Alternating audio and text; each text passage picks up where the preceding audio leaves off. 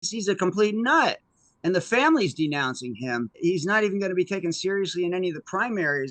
I think that's unless there is any health issue with Biden. It's a non-story. All those people who might be challengers. I would take Gavin Newsom more seriously and some people like that than I would RFK. I think it's going to be one of these fades that you see. You often see somebody start out with 19 and then they drop and drop and drop. And when people realize that their vote doesn't mean anything, then it becomes like a 1 and 2%. I think he's going to fade down to oblivion by the time the election comes around. It's the Republicans that are paying for him. Check his money sources. They love to have him doing the opposition to Biden. People say Biden's getting old. Look at his babbling. He's been a bit of a babbler his entire life. That's Joe Biden.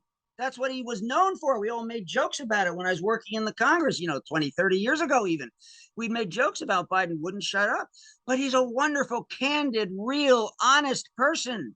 And that is so different than the 30,000 lies that the Washington Post measured from Trump.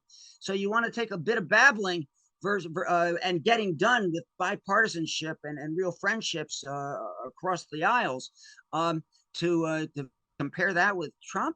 So if it is a Biden and Trump race, I think Biden wins hands down, and I think the American people don't want their democracy stolen. They don't want a campaign and a policy as president of retribution, which is what Trump promised. Who wants that? That's what we're offered. That's what we'll get.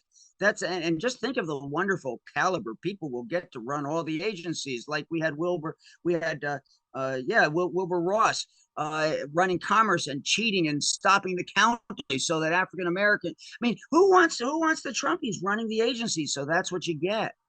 As I said, the only real issue could be health, but Biden, he's got a lot of energy. He's bouncing around. He runs up to the stage and down, and he wowed the White House press corps with his speech, and he wowed the Congress in the State of the Union this year with his speech, and even boxed the Republicans in with his jokes. He was active. He was forceful about getting them to commit not to cutting Social Security.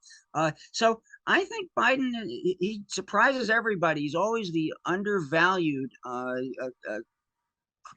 operator all the way through, starting right with when he ran for president. So I think he's going to do just fine. And, I'm so against age discrimination. I was the chief of staff of the House Aging Committee under the great Claude Pepper, who was on the cover of Time magazine as America's voice for the elderly. We abolished mandatory retirement at age 65. We brought in Colonel Sanders because that's when he formed his first Kentucky Fried Chicken. And we had John Wayne and Bob Hope and a lot of other people that came in. And so I'm against age discrimination. Everything should be on merit, not on age. And Biden on merit has earned respect.